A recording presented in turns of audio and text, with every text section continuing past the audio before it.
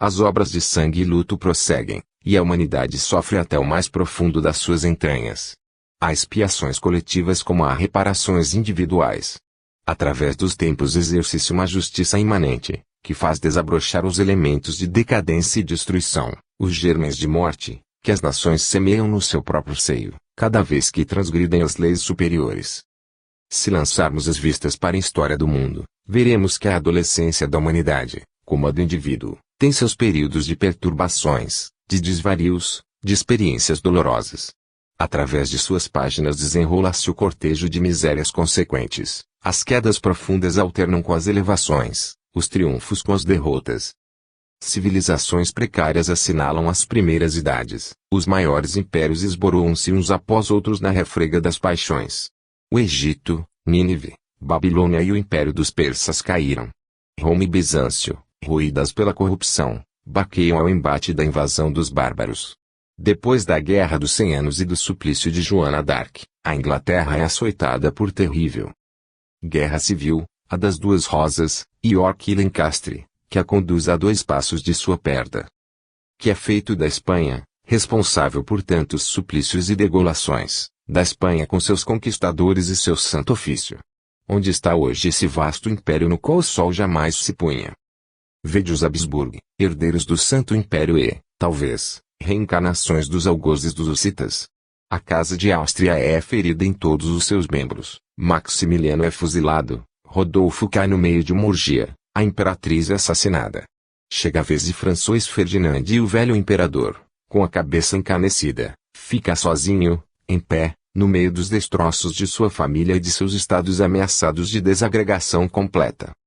Onde estão os impérios fundados pelo ferro e pelo sangue, o dos califas, o dos mongóis, o dos carlovingios, o de Carlos V? Napoleão disse, tudo se paga. E ele mesmo pagou e a França pagou com ele. O império de Napoleão passou como um meteoro. Detenhamo-nos um instante nesse prodigioso destino, que, depois de haver lançado, em sua trajetória através do mundo, um clarão fulgurante, vai extinguir-se miseravelmente num rochedo do Atlântico. É bem conhecida de todos esta vida e, por conseguinte, melhor do que qualquer outra deve servir de exemplo. Nela, como disse Maurice Maeterlinck, pode observar-se uma coisa, que as 3 causas principais da queda de Napoleão foram as 3 maiores iniquidades que ele cometeu.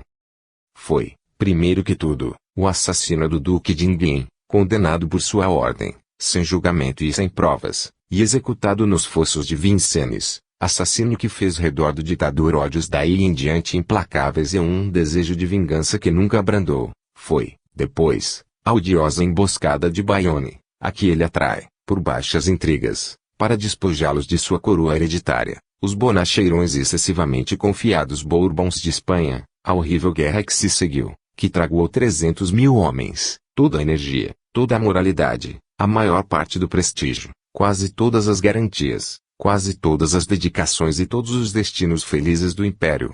Foi, finalmente, a horrorosa e indesculpável campanha da Rússia que terminou pelo desastre definitivo da sua fortuna nos gelos de Berezina, ou nas neves da Polônia. A história da diplomacia europeia nos últimos 50 anos não escapa a estas regras. Os autores de faltas contra a equidade têm sido castigados como que por mão invisível. A Rússia, depois de dilacerar a Polônia, prestou seu apoio à Prússia para a invasão dos ducados dinamarqueses, o maior crime de pirataria, diz um historiador, cometido nos tempos modernos. Foi por causa disso punida, primeiro pela própria Prússia que, em 1877, no Congresso de Berlim, desapossava de todas as vantagens obtidas sobre a Turquia, depois, mais cruelmente ainda, pelos reveses da Guerra da Manchúria e sua terrível repercussão em todo o Império dos Czares. A Inglaterra, depois de ter arrastado a França a longa campanha da Crimeia, que foi toda em seu favor, não deixou de continuar, mais ou menos por toda a parte, uma política fria, egoísta e homicida. Depois da Guerra do Transvaal, vê-se mais enfraquecida, aproximando-se talvez dos tempos que Sir Robert predisse em termos que causam admiração, a habilidade de nossos homens de Estado os imortalizará, se, para nós, suavizarem esta descida, de modo a evitar que se transforme numa queda, se a dirigirem de modo a fazê-la parecer-se com a Holanda e não com Cartago e Veneza. Tal será a sorte de todas as nações que foram grandes por seus filósofos e pensadores, e que tiveram a fraqueza de pôr seus destinos nas mãos de políticos ávidos e desonestos.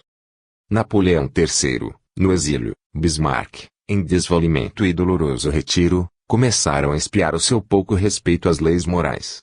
Quanto à Alemanha, quem sabe o que lhe reserva o futuro?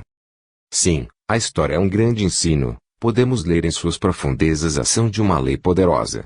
Através da sucessão dos acontecimentos, sentimos, por vezes, perpassar como que um sopro sobre-humano, no meio da noite dos séculos vemos luzirem, por um instante, como relâmpagos, as radiações de um pensamento eterno. Para os povos, como para os indivíduos, há uma justiça, no que respeita aos povos, podemos seguir-lhe a marcha silenciosa.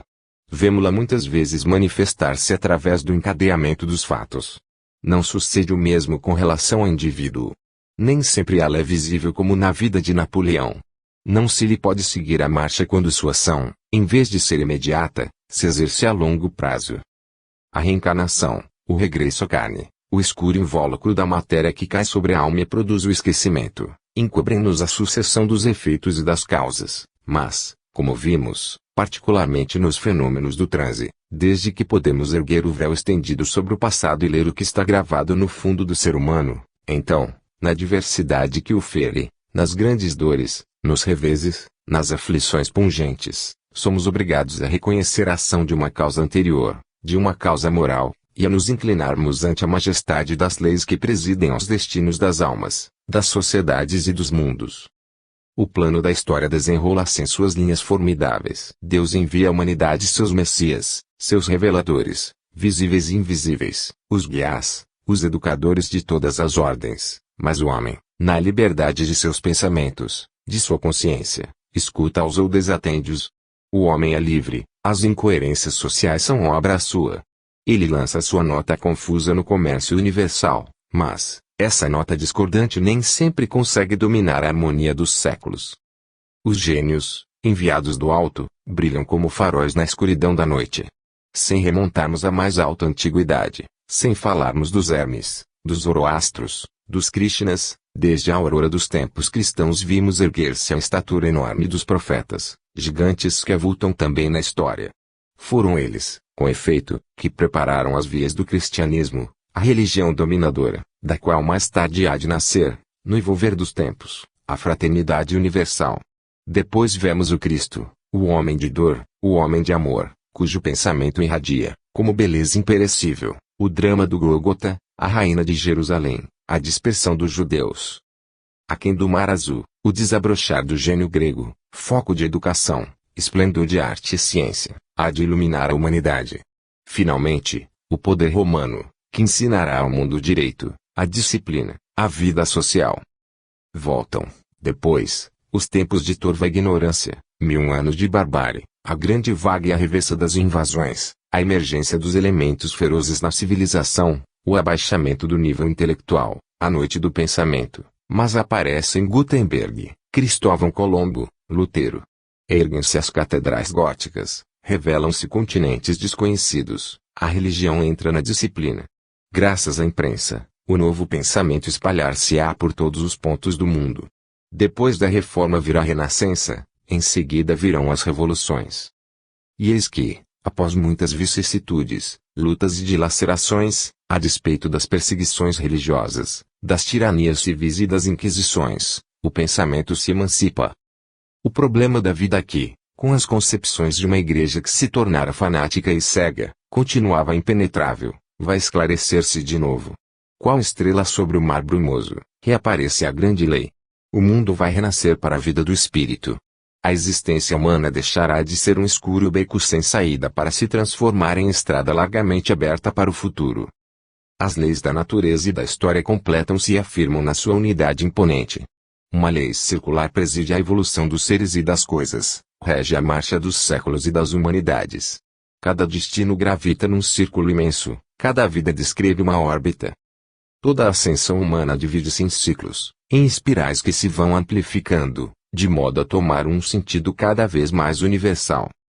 Assim como a natureza se renova sem cessar em suas ressurreições, desde as metamorfoses dos insetos até o nascimento e a morte dos mundos, Assim também as coletividades humanas nascem, desenvolvem-se e morrem nas suas formas sucessivas, mas não morrem senão para renascer e crescer em perfeições, em instituições, artes e ciências, cultos e doutrinas. Nas horas de crise e desvario, surgem enviados que vêm restabelecer as verdades obscurecidas e encaminhar a humanidade. E, não obstante a imigração das melhores almas humanas para as esferas superiores, as civilizações terrestres vão se regenerando e as sociedades evolvem. A despeito dos males inerentes ao nosso planeta, a despeito das múltiplas necessidades que nos oprimem, o testemunho dos séculos diz-nos que, em sua ascensão secular, as inteligências apuram-se, os corações tornam-se mais sensíveis, a humanidade, no seu conjunto, soube devagar, a contar de hoje ela aspira à paz na solidariedade. Em cada renascimento volve o indivíduo ou a massa, a alma, reencarnando, toma nova máscara, as respectivas personalidades anteriores apagam-se temporariamente.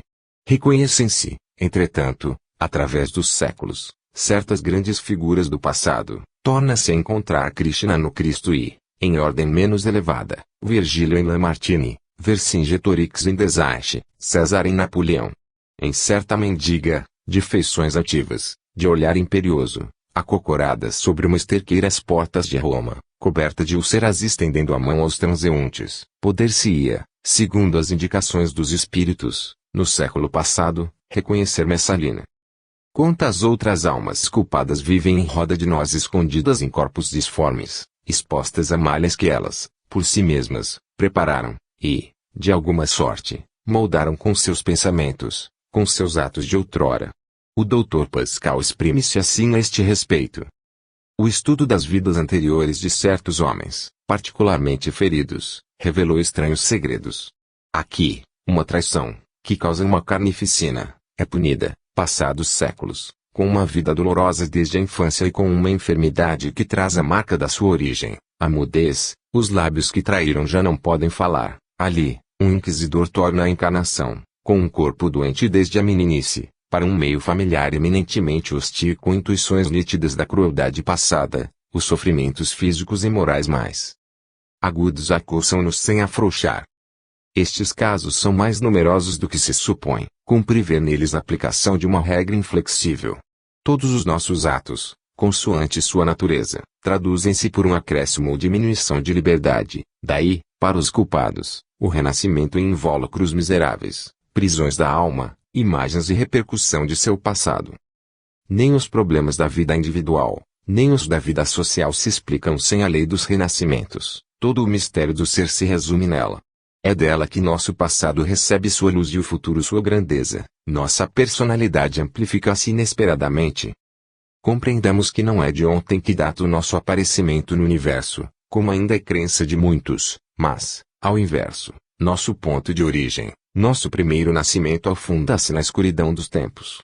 Sentimos que 1000 laços, tecidos lentamente através dos séculos, prendem-nos à humanidade e sua história. Havemos viajado com ela no oceano das idades, afrontando os mesmos perigos, sofrendo os mesmos reveses. O esquecimento dessas coisas é apenas temporário, dia virá em que um mundo completo de recordações reavivar-se-á em nós. O passado, o futuro e toda a história tomarão a nossos olhos um novo aspecto, um interesse profundo.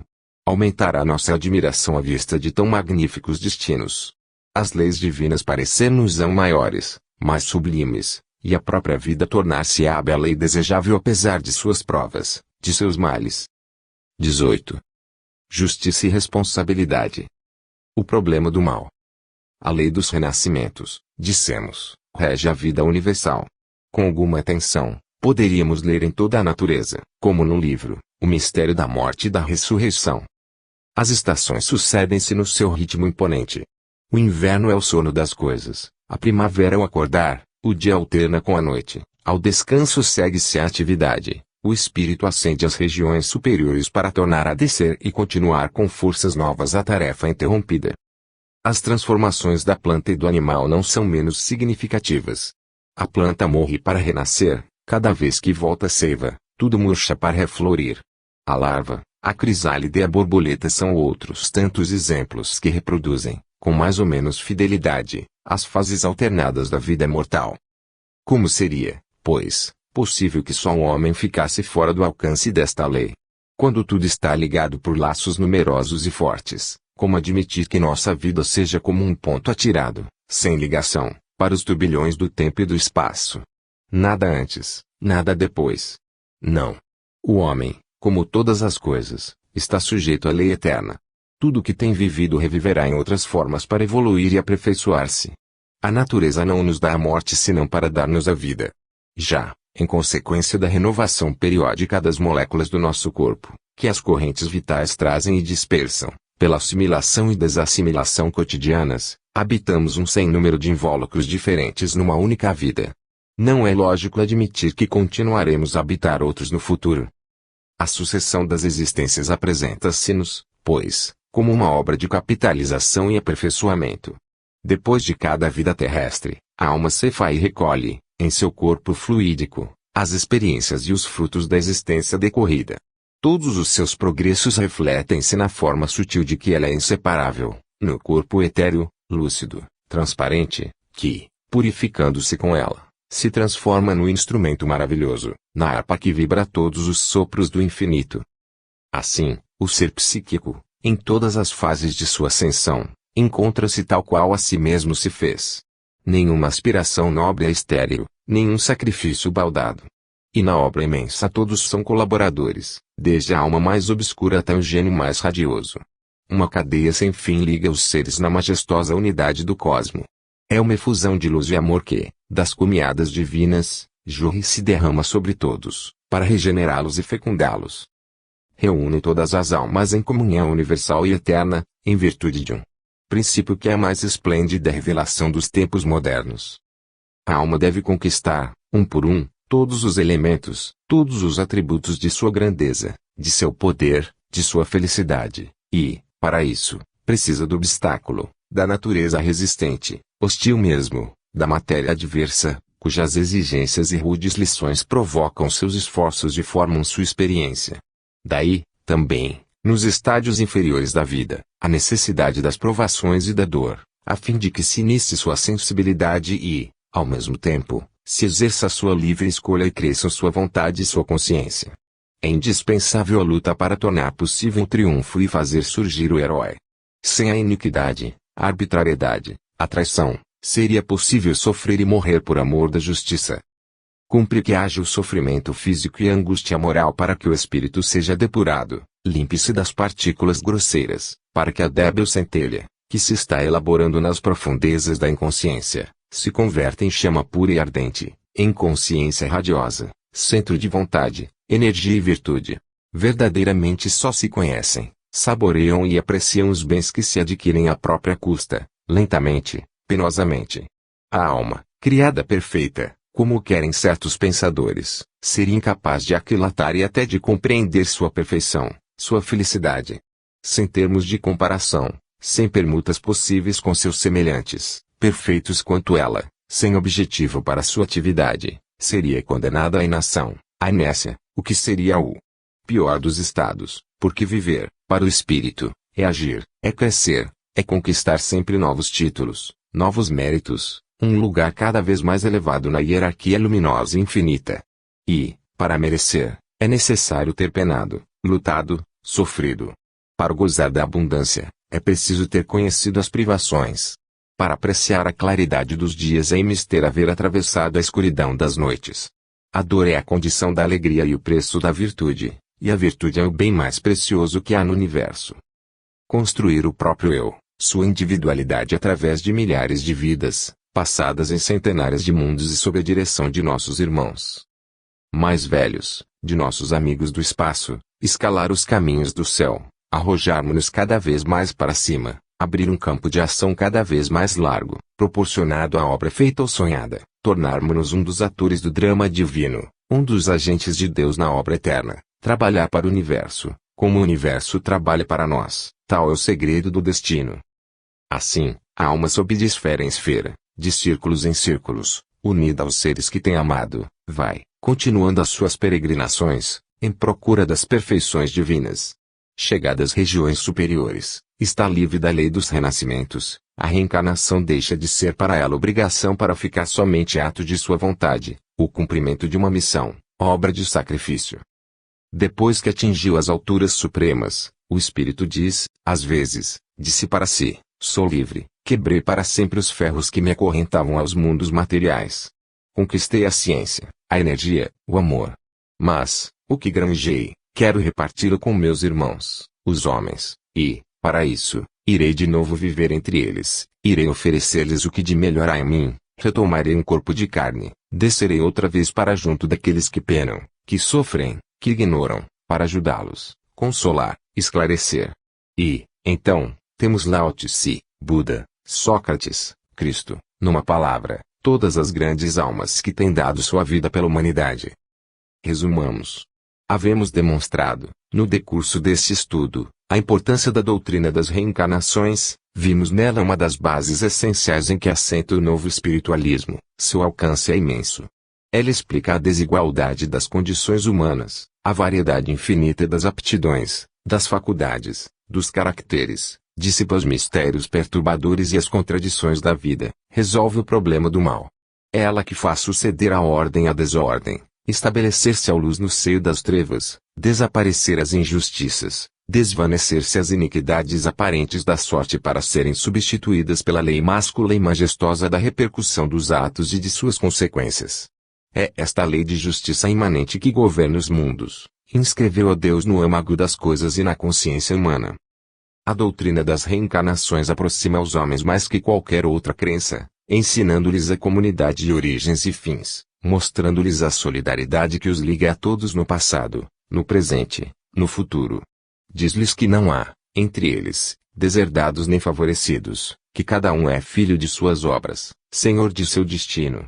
Nossos sofrimentos, ocultos ou aparentes, são consequências do passado ou também a escola austera onde se aprendem as altas virtudes e os grandes deveres. Percorreremos todos os estádios da via imensa, passaremos alternadamente por todas as condições sociais para conquistar as qualidades inerentes a esses meios. Assim, a solidariedade que nos liga compensa, numa harmonia final, a variedade infinita dos seres, resultante da desigualdade de seus esforços e também das necessidades de sua evolução. Com ela, para longe vão a inveja, o desprezo e o ódio.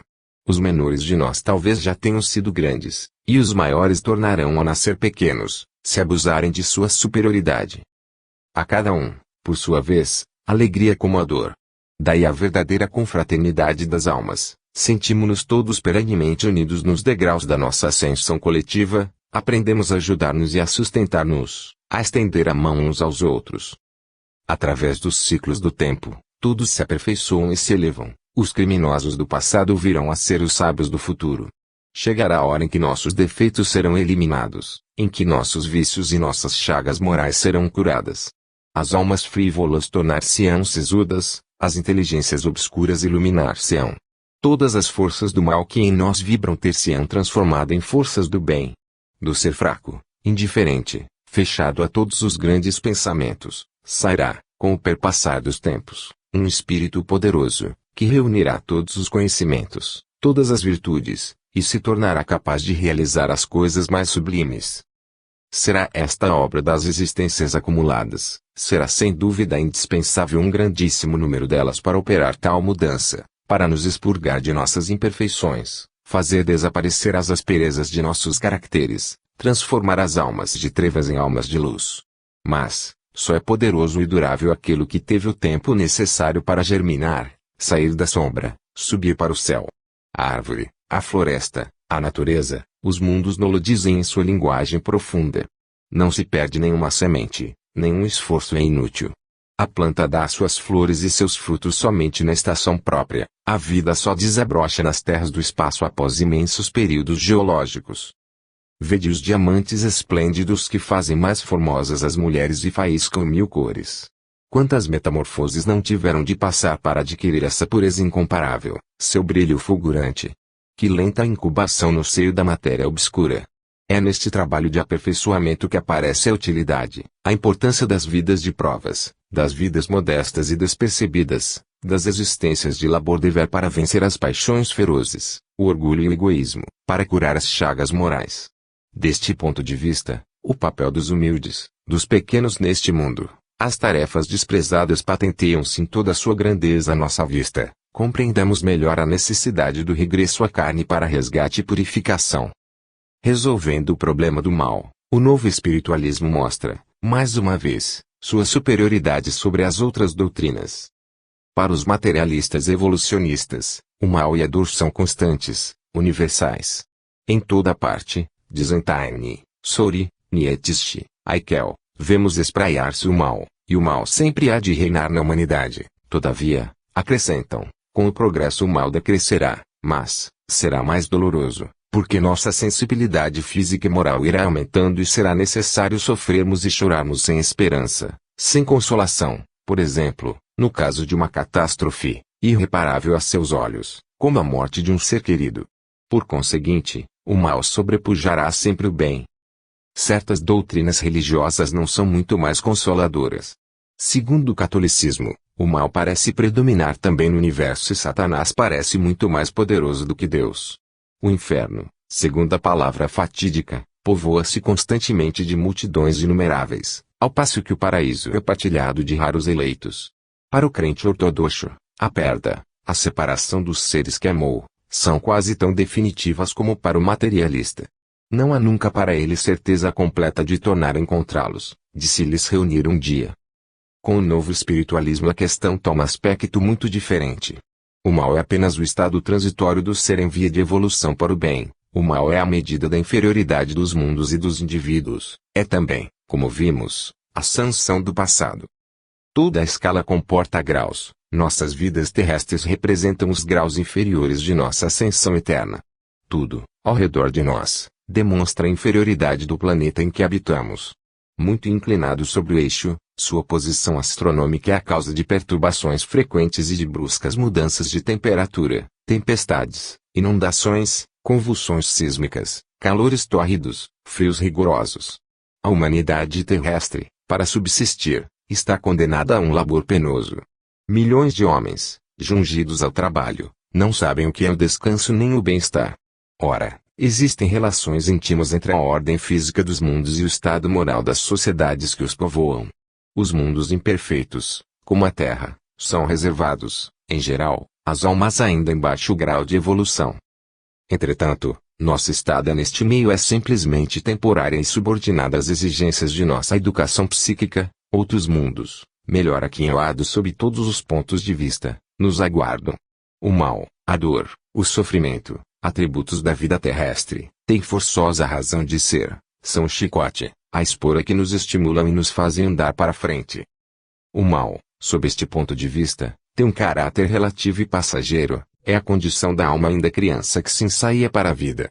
Pelo simples fato dos progressos feitos, vai pouco a pouco diminuindo, desaparece, dissipa-se, à medida que a alma sobe os degraus que conduzem ao poder, à virtude, à sabedoria. Então a justiça patenteia-se no universo, deixa de haver eleitos e réprobos, sofrem todas as consequências de seus atos, mas todos reparam, resgatam e, cedo ou tarde, se regeneram para evolverem desde os mundos obscuros e materiais até a luz divina. Todas as almas amantes tornam a encontrar-se, reúnem-se em sua ascensão para cooperarem juntas na grande obra, para tomarem parte na comunhão universal. O mal não tem, pois, existência real, não há mal absoluto no universo, mas em toda parte a realização vagarosa e progressiva de um ideal superior, em toda parte se exerce a ação de uma força, de um poder, de uma coisa que, conquanto nos deixe livres, nos atrai e arrasta para um estado melhor. Por toda parte, a grande lida dos seres trabalhando para desenvolver em si, à custa de imensos esforços, a sensibilidade, o sentimento, a vontade, o amor. Insistamos na noção de justiça, que é essencial, porque é a precisão, necessidade imperiosa, para todas, de saber que a justiça não é uma palavra vã, que é uma sanção para todos os deveres e compensações para todas as dores. Nenhum sistema pode satisfazer nossa razão, nossa consciência, se não realizar a noção de justiça em toda a sua plenitude. Esta noção está gravada em nós, é a lei da alma e do universo. Pela ter desconhecido é que tantas doutrinas se enfraquecem e se extinguem na presente hora, em redor de nós. Ora, a doutrina das vidas sucessivas é um resplendor de ideia de justiça, dá-lhe realce e brilho incomparáveis. Todas as nossas vidas são solidárias umas com as outras e se encadeiam rigorosamente. As consequências dos nossos atos constituem uma sucessão de elementos que se ligam uns aos outros pela estreita relação de causa e efeito, constantemente, em nós mesmos, em nosso ser interior, como nas condições exteriores de nossa vida, sofremos os resultados inevitáveis. Nossa vontade ativa é uma causa geradora de efeitos mais ou menos longínquos, bons ou maus, que recaem sobre nós e formam a trama de nossos destinos.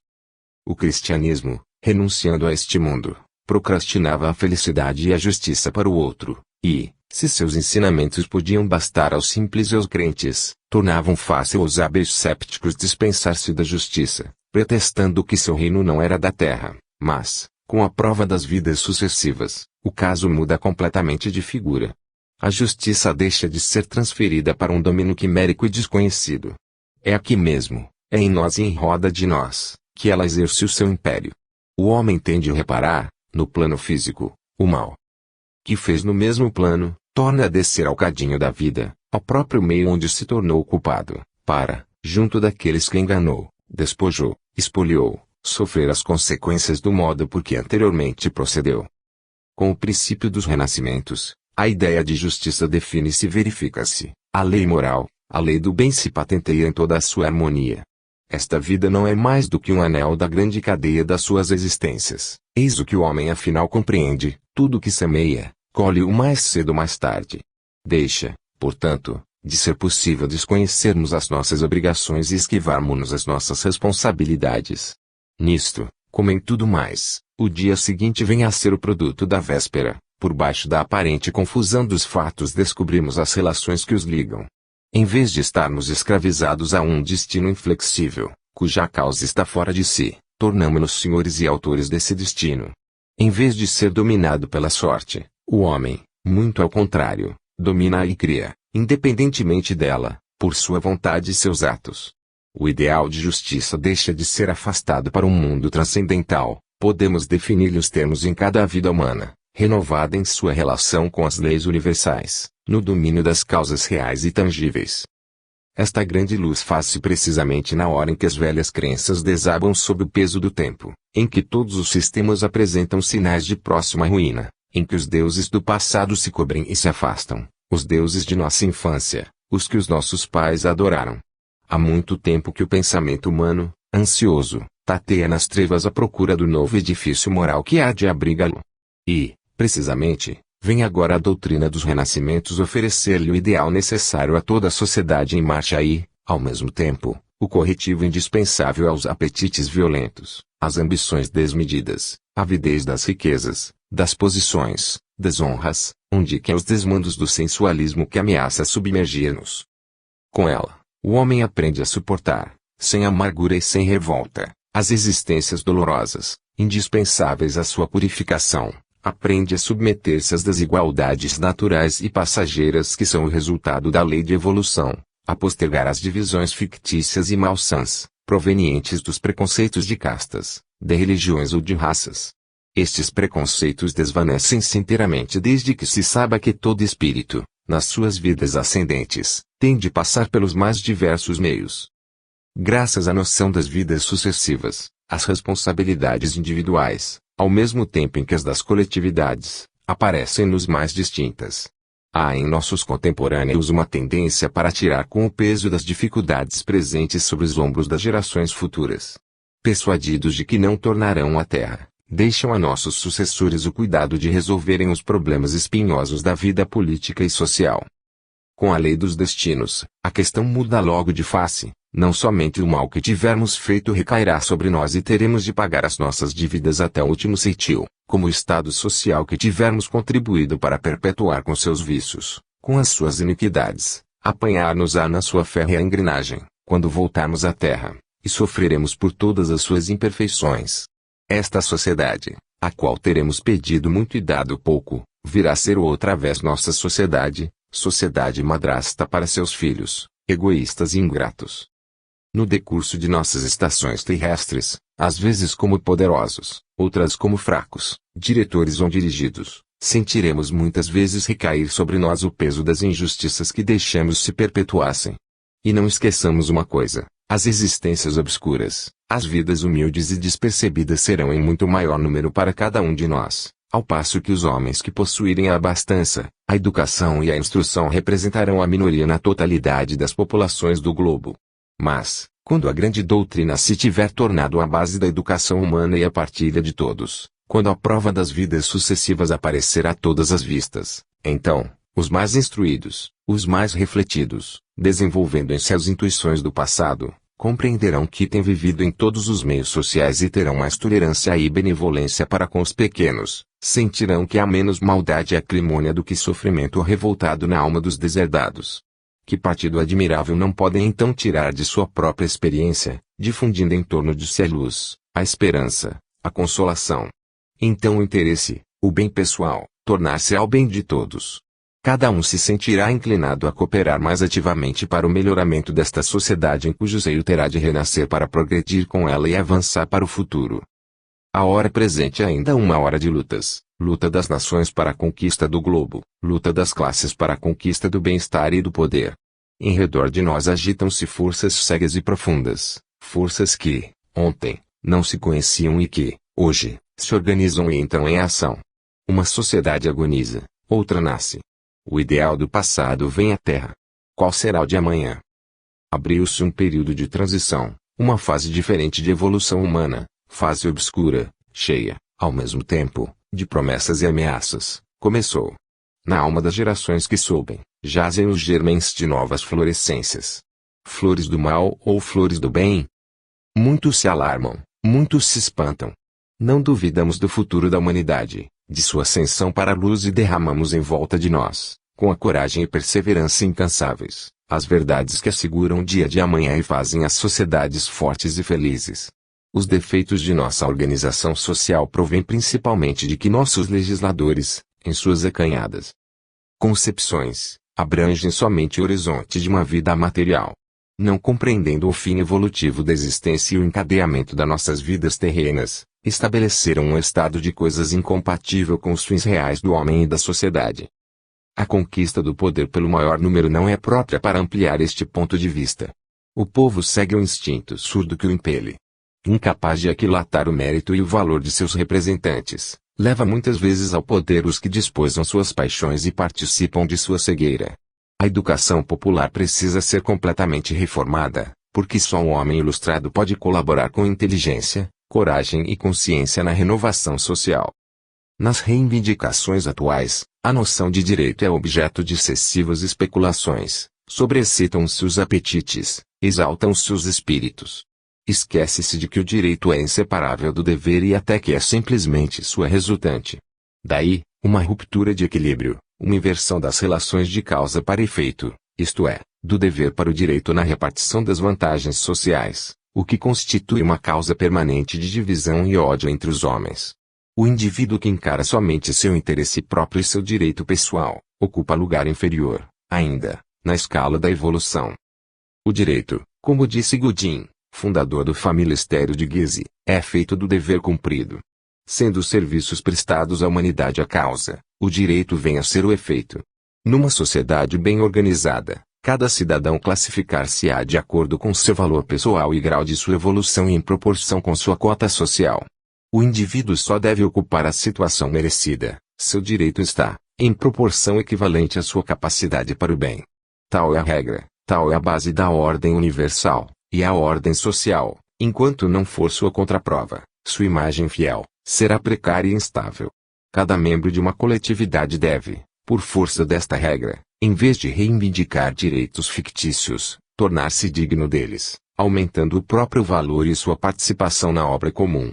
O ideal social transforma-se, o sentido da harmonia desenvolve-se, o campo do altruísmo dilata-se, mas, no estado atual das coisas, no seio de uma sociedade onde fermentam tantas paixões, onde se agitam tantas forças brutais, no meio de uma civilização feita de egoísmo e cobiça, de incoerência e má vontade, de sensualidade e sofrimentos, são de temer muitas convulsões. Às vezes ouve-se o bramido da onda que sobe. O queixume dos que sofrem transforma-se em brados de cólera. As multidões contam-se, interesses seculares são ameaçados. Levanta-se, porém, uma nova fé, iluminada por um raio do alto e assente em fatos, em provas sensíveis. Diz a todos, sede unidos, porque sois irmãos, irmãos neste mundo, irmãos na imortalidade. Trabalhar em comum para tornardes mais suaves as condições da vida social, mais fácil o desempenho de vossas tarefas futuras. Trabalhar para aumentar os tesouros de saber, de sabedoria, de poder, que são herança da humanidade. A felicidade não está na luta, na vingança, está na união dos corações e das vontades. 19. A lei dos destinos. Dada, como está, a prova das vidas sucessivas, o caminho da existência acha-se desimpedido e traçado com firmeza e segurança. A alma vê claramente seu destino, que é a ascensão para a mais alta sabedoria, para a luz mais viva. A equidade governa o mundo, nossa felicidade está em nossas mãos, deixa de haver falhas no universo, sendo seu alvo a beleza, seus meios a justiça e o amor. Dissipa-se, portanto, todo o temor quimérico, todo o terror do além. Em vez de recear o futuro, o homem saboreia a alegria das certezas eternas. Confiado no dia seguinte, multiplicam-se-lhe as forças, seu esforço para o bem será centuplicado. Entretanto, levanta-se outra pergunta: quais são as molas que secretas por cuja via se exerce a ação da justiça no encadeamento de nossas existências? Notemos, primeiro que tudo, que o funcionamento da justiça humana nada nos oferece que se possa comparar com a lei divina dos destinos. Esta se executa por si mesma, sem intervenção alheia, tanto para os indivíduos como para as coletividades. O que chamamos mal, ofensa, traição, homicídio, determinam-nos culpados no estado de alma que os entrega aos golpes da sorte na medida proporcionada à gravidade de seus atos. Esta lei imutável é, antes de mais nada, uma lei de equilíbrio. Estabelece a ordem no mundo moral, da mesma forma que as leis de gravitação e da gravidade asseguram a ordem e o equilíbrio no mundo físico. Seu mecanismo é, ao mesmo tempo, simples e grande. Todo o mal se resgata pela dor. O que o homem faz de acordo com a lei do bem lhe proporciona tranquilidade e contribui para sua elevação, toda violação provoca sofrimento. Este prossegue a sua obra interior, cava as profundidades do ser, traz para a luz os tesouros de sabedoria e beleza que ele contém e, ao mesmo tempo, elimina os germens malsãos. Prolongará sua ação e voltará à carga por tanto tempo quanto for necessário até que ele se expanda no bem e vibre uníssono com as forças divinas, mas, na persecução dessa ordem grandiosa, compensações estarão reservadas à alma. Alegrias, afeições, períodos de descanso e felicidade alternarão, no rosário das vidas, com as existências de luta, resgate e reparação. Assim, tudo é regulado, disposto com uma arte, uma ciência, uma bondade infinitas na obra providencial. No princípio de sua carreira, em sua ignorância e fraqueza, o homem desconhece e transgride muitas vezes a lei. Daí as provações, as enfermidades, as servidões materiais, mas, desde que se instrui, desde que aprende a pôr os atos de sua vida em harmonia com a regra universal, Espulfaceto é cada vez menos presa da adversidade. Os nossos atos e pensamentos traduzem-se em movimentos vibratórios, e seu foco de emissão, pela repetição frequente dos mesmos atos e pensamentos, transforma-se, pouco a pouco, em poderoso gerador do bem ou do mal. O ser classifica-se assim a si mesmo pela natureza das energias de que se torna o centro irradiador, mas, ao passo que as forças do bem se multiplicam por si mesmas e aumentam incessantemente, as forças do mal se destroem por seus próprios efeitos, porque esses efeitos voltam para sua causa, para seu centro de emissão e traduzem-se sempre em consequências dolorosas. Estando mal, como todos os seres, sujeito à impulsão evolutiva, vê por isso aumentar-se forçosamente sua sensibilidade. As vibrações de seus atos, de seus pensamentos maus, depois de haverem efetuado sua trajetória, volvem a ele, mais cedo ou mais tarde, e o oprimem, o apertam na necessidade de reformar-se. Este fenômeno pode explicar-se cientificamente pela correlação das forças, pela espécie de sincronismo vibratório que faz voltar sempre o efeito à sua causa. Temos demonstração disso no fato bem conhecido de, em tempo de epidemia, de contágio, serem principalmente as pessoas, cujas forças vitais se harmonizam com as causas mórbidas em ação, as atacadas, ao passo que os indivíduos dotados de vontade firme e isentos de receio ficam geralmente indenes. Sucede o mesmo na ordem moral. Os pensamentos de ódio e vingança, os desejos de prejudicar, provenientes do exterior, Só podem agir sobre nós e influenciar-nos desde que encontrem elementos que vibrem uníssonos com eles. Se nada existir em nós de similar, estas forças ruins resvalam sem nos penetrarem, volvem para aquele que as projetou para, por sua vez, o ferirem, quer no presente quer no futuro, quando circunstâncias particulares as fizerem entrar na corrente do seu destino. Há, pois, na lei de repercussão dos atos, alguma coisa mecânica, automática na aparência. Entretanto, quando implica acerbar expiações, reparações dolorosas, grandes, espíritos intervêm para regular-lhe o exercício e acelerar a marcha das almas em via de evolução. Sua influência faz-se principalmente sentir na hora da reencarnação, a fim de guiar estas almas em suas escolhas, determinando as condições e os meios favoráveis à cura de suas enfermidades morais e ao resgate das faltas anteriores. Sabemos que não há educação completa sem a dor. Colocando-nos neste ponto de vista, é necessário livrarmos-nos de ver, nas provações e dores da humanidade, a consequência exclusiva de faltas passadas. Todos aqueles que sofrem não são forçosamente culpados em via de expiação. Muitos são simplesmente espíritos ávidos de progresso, que escolheram vidas penosas e de labor para colherem o benefício moral que anda ligado a toda pena sofrida.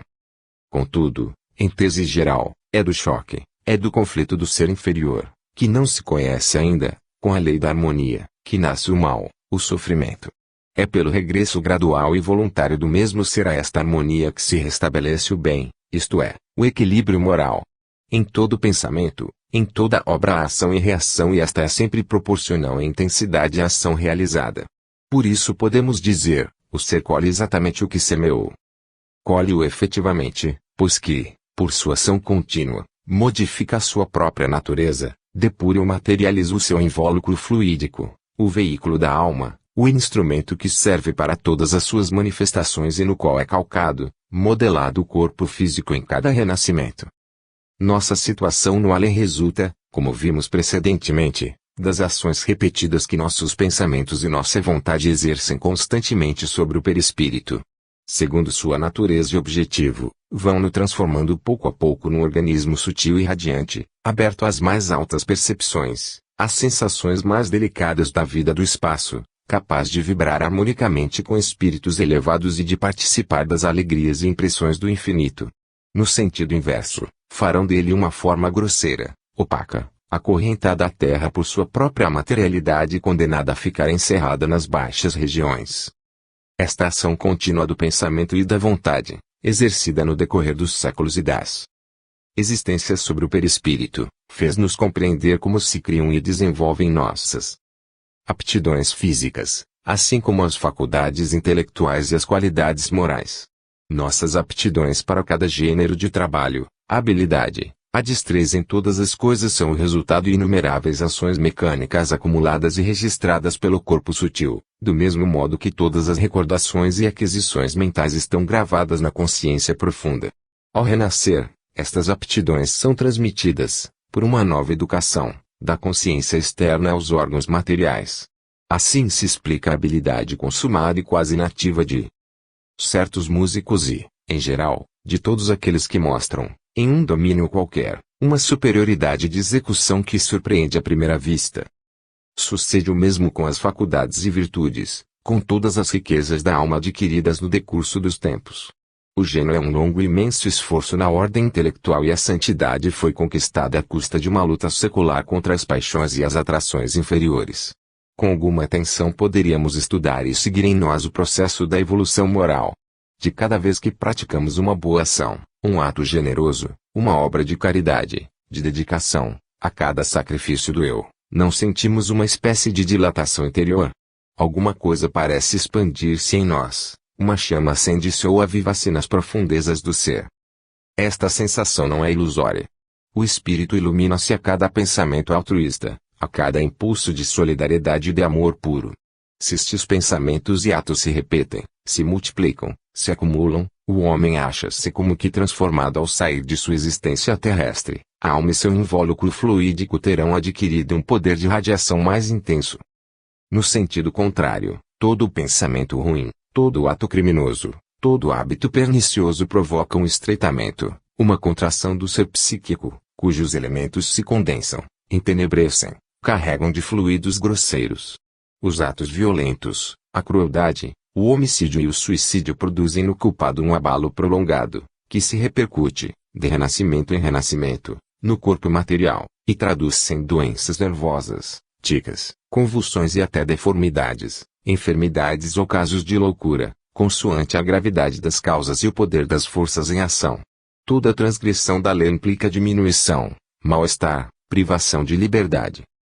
As vidas impuras, a luxúria, a embriaguez e a devassidão conduzem-nos a corpos débeis, sem vigor, sem saúde, sem beleza. O ser humano que abusa de suas forças vitais, por si mesmo se condena a um futuro miserável, a enfermidades mais ou menos cruéis. Às vezes a reparação se efetua numa longa vida de sofrimentos, necessária para destruir em nós as causas do mal, ou, então, numa existência curta e difícil, terminada por morte trágica. Uma atração misteriosa reúne às vezes os criminosos de lugares muito afastados num dado ponto para feri-los em comum. Daí as catástrofes célebres, os naufrágios, os grandes sinistros, as mortes coletivas, tais como o desastre de Saint-Gervais, o incêndio do Bazar de Caridade, a explosão de Corrières, a do Lena, o naufrágio do Titanic, do Leland, etc. Explicam-se assim as existências curtas, são o completamento de vidas precedentes, terminadas muito cedo, abreviadas prematuramente por excessos, abusos ou por qualquer outra causa moral, e que, normalmente, deveriam ter durado mais. Não devem ser incluídas em tais casos as mortes de crianças em tenra idade. A vida curta de uma criança pode ser uma provação para os pais, assim como para o espírito que quer encarnar. Em geral, é simplesmente uma entrada falsa no teatro da vida, quer por causas físicas, quer por falta de adaptação dos fluidos. Em tal caso, a tentativa de encarnação renova-se, pouco depois, no mesmo meio, reproduz-se até completo êxito, ou, então, se as dificuldades são insuperáveis, se efetua num meio mais favorável. As considerações que acabamos de fazer demonstram que, para assegurar a depuração fluídica e o bom estado moral do ser, tem-se de estabelecer uma disciplina do pensamento, de se seguir uma higiene da alma, assim como é preciso observar uma higiene física para manter a saúde do corpo. Em virtude da ação constante do pensamento e da vontade sobre o perispírito, vê-se que a retribuição é absolutamente perfeita. Cada um colhe o fruto imperecível de suas obras passadas e presentes, colhe-o, não por efeito de uma causa exterior, mas por um encadeamento que liga em nós mesmos o pesar à alegria, o esforço ao êxito, a culpa ao castigo. É, pois, na intimidade secreta de nossos pensamentos e na viva luz de nossos atos que devemos procurar a causa eficiente da nossa situação presente e futura. Colocamo-no segundo nossos méritos e no meio para que nos chamam nossos antecedentes.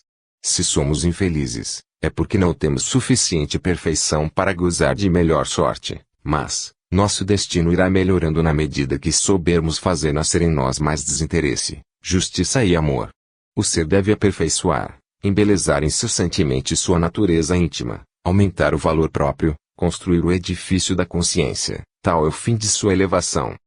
Cada um de nós possui a disposição particular a que os druidas chamavam en, isto é, a aptidão primordial de todo ser para realizar uma das formas especiais do pensamento divino.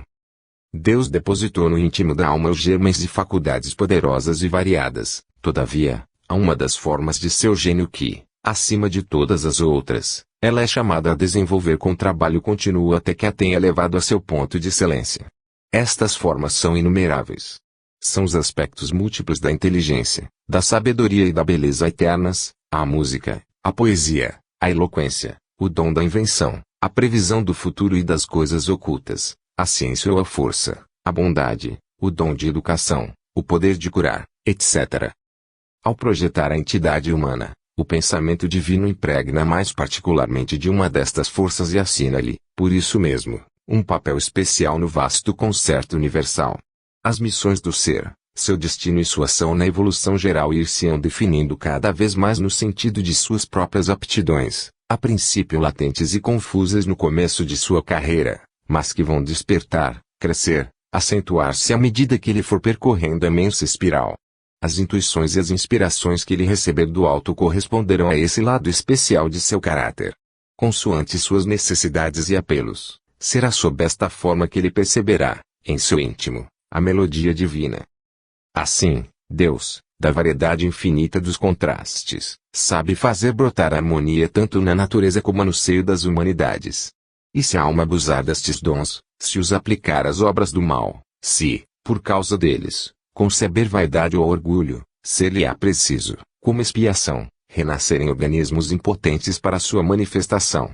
Viverá, gênio desconhecido, humilhado entre os homens, por tanto tempo quanto seja necessário a que a dor triunfe dos excessos da personalidade e lhe permita continuar o voo sublime, a carreira, um momento interrompida, para o ideal. Almas humanas que percorreis estas páginas, elevai os vossos pensamentos e resoluções à altura das tarefas que vos tocam. As vias para o infinito abrem-se, semeadas de maravilhas inexauríveis, diante de vós. A qualquer ponto que o voo vos leve, aí vos aguardam objetos de estudo com mananciais inesgotáveis de alegrias e deslumbramentos de luz e beleza. Por toda a parte e sempre, horizontes inimagináveis suceder-se-ão aos horizontes percorridos. Tudo é beleza na obra divina. Reservado vos está, em vossa ascensão, apreciar os inumeráveis aspectos, risonhos ou terríveis, desde a flor delicada até os astros rutilantes, assistir às eclosões dos mundos e das humanidades, sentireis, ao mesmo tempo, desenvolver-se vossa compreensão das coisas celestiais e aumentar vosso desejo ardente de penetrar em Deus, de vos mergulhardes nele, em sua luz, em seu amor, em Deus, nossa origem, nossa essência, nossa vida. A inteligência humana não pode descrever os futuros que pressente, as ascensões que entrevê. Nosso espírito, encarcerado num corpo de argila, nos laços de um organismo perecível, não pode encontrar nele os recursos necessários para exprimir estes esplendores. A expressão ficará sempre aquém das realidades. A alma, em suas intuições profundas, tem a sensação das coisas infinitas, de que ela participa e às quais aspira. Seu destino é vivê-las e gozá-las cada vez mais. Mas, em vão procuraria exprimir-as com o balbuciar da fraca linguagem humana, debalde se esforçaria por traduzir as coisas eternas na linguagem da terra. A palavra é impotente, mas a consciência envolvida percebe as radiações sutis da vida superior. Dia virá em que a alma engrandecida dominará o tempo e o espaço. Um século não será para ele mais do que um instante na duração e, num lampejo do seu pensamento, transporá os abismos do céu. Seu organismo sutil, apurado em milhares de vidas, há de vibrar a todos os sopros, a todas as vozes, a todos os apelos da imensidade. Sua memória mergulhará nas idades extintas. Poderá reviver à vontade tudo o que tiver vivido, chamar a si as almas queridas que compartilharam de suas alegrias e de suas dores, e juntar-se a elas. Porque todas as afeições do passado se encontram e se ligam na vida do espaço, contraem-se novas amizades e, de camada em camada, uma comunhão mais forte reúne os seres numa unidade de vida, de sentimento e de ação. Crê, ama, espera, homem, meu irmão, depois. Exerce tua atividade. Aplica-te a fazer passar para a tua obra os reflexos e as esperanças de teu pensamento, as aspirações de teu coração, as alegrias e as certezas de tua alma imortal. Comunica a tua fé às inteligências que te cercam e participam de tua vida, a fim de que te secundem na tua tarefa e de que, por toda a terra, um esforço poderoso ergue o fardo das opressões materiais, triunfe das paixões grosseiras, abra larga saída aos voos do espírito. Uma ciência nova e restaurada, não já a ciência dos preconceitos, das práticas rotineiras, dos métodos acanhados e envelhecidos, mas uma ciência aberta a todas as pesquisas, a todas as investigações, a ciência do invisível e do além não tardará a vir fecundar o ensino, esclarecer o destino, fortificar a consciência. A fé na sobrevivência edificar-se-á sob mais belas formas, assentes na rocha da experiência e desafiando toda a crítica. Uma arte mais idealista e pura, iluminada por luzes que não se apagam, imagem da vida radiosa, reflexo do céu entrevisto, virá regozijar e vivificar o espírito e os sentidos. Sucederá o mesmo com as religiões, com as crenças, com os sistemas.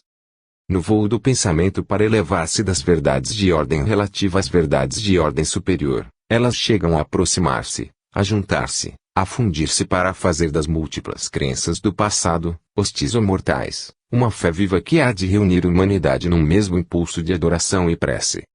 Trabalha com todas as potências de teu ser por preparar esta evolução. É mister que a atividade humana se dirija com mais intensidade para os caminhos do espírito. Depois da humanidade física, É indispensável criar a humanidade moral, depois dos corpos, as almas. O que se conquistou em energias materiais, em forças externas, perdeu-se em conhecimentos profundos, em revelações do sentido íntimo. O homem está vitorioso do mundo visível, as aberturas praticadas no universo físico são imensas, resta-lhe conquistar no mundo